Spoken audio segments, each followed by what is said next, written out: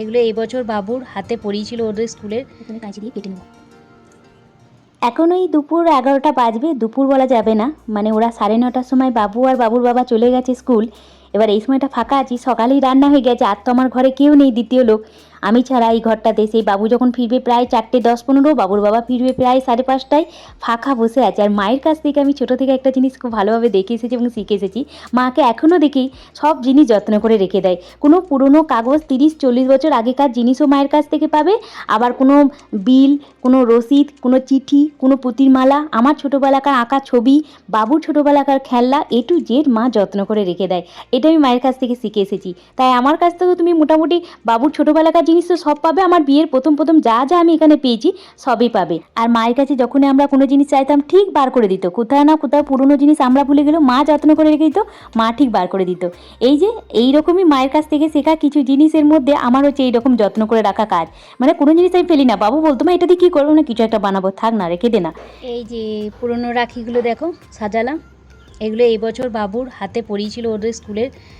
বাসে যায় সেই ভাই বোনগুলো, তারপরে ক্লাস ফ্রেন্ডরা পড়িয়েছে, এতগুলো রাখি পেয়েছিল এই বছর। আর প্রত্যেককে বাবু চকলেট দিয়েছিল, কিটক্যাট চকলেট দিয়েছিল।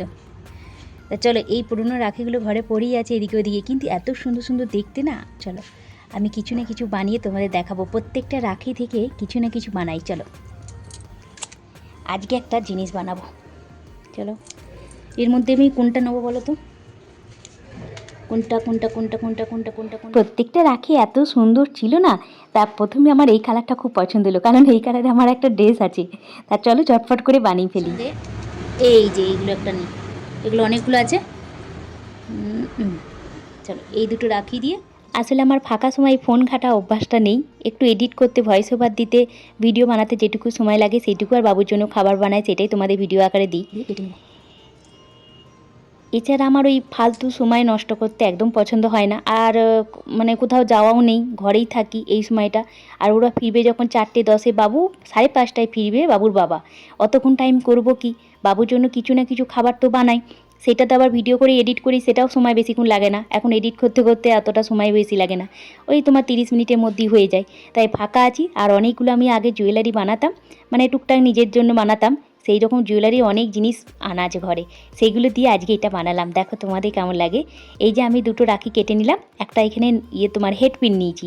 দেখবে জুয়েলারির দোকান, যেখানে জুয়েলারির সেই কাঁচামাল কিনতে পাওয়া যায় সেখানে চলে যাবে, এগুলো পেয়ে যাবে। হেডপিন বললেই দিয়ে দেবে, বেশি দাম নয়, 1 টাকা করে পিসও নয় মনে হয়, তোমার 10 টাকায় অনেকগুলোই দিয়ে দেবে মনে হয়। আমি তখন অনেক দিন আগে কিনেছিলাম, আজ 2018 সালে 17 সালে এরকম টাইমে, তা মনে নেই কত টাকা নিয়েছিল, আমি একটা প্যাকেট নিয়ে নিয়েছিলাম। তো হেডপিনের মধ্যে প্রথমে আমার সাদা পালস একটা ঘরে আনা ছিল।